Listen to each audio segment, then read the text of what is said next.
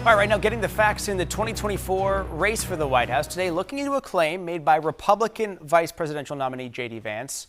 During a recent visit to Michigan, he said this about the military record of his vice presidential opponent, Tim Walz, saying this, quote, when Tim Walz was asked by his country to go to Iraq, do you know what he did? He dropped out of the Army and allowed his unit to go without him. So that was Vance on Walz's military record.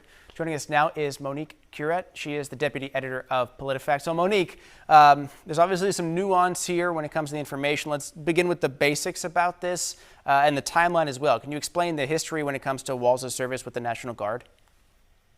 Sure. Walz enlisted in the Nebraska National Guard when he was 17 years old in the 1980s. And then 15 years later, he transferred to the Minnesota National Guard, which is where he remained until he retired in 2005. During his time in the National Guard, he responded to floods and tornadoes, and he was known for specializing in heavy artillery. In 2005, he said he was going to retire to run for public office, and he sought Minnesota's first congressional district, and he was elected to Congress in 2006. Okay, so that unit did ultimately deploy to Iraq. So when it comes to deployment for his unit, what did PolitiFact find?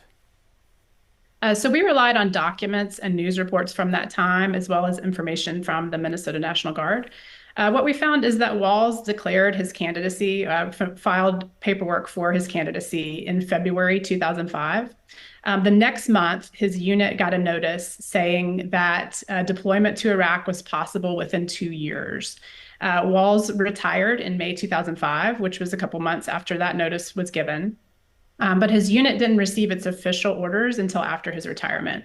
So his unit received what's called an alert notice in July 2005, an alert for mobilization. And then they received their official mobilization orders in August 2005, which was a few months after Walz's official retirement from the unit. Got it. So a lot of dates being thrown out here, looking back to 2005 especially. So when you take a look at the service record, what was said then at the time and what J.D. Vance has been saying more recently on the campaign trail, kind of bottom line it for us, how did PolitiFact categorize this claim?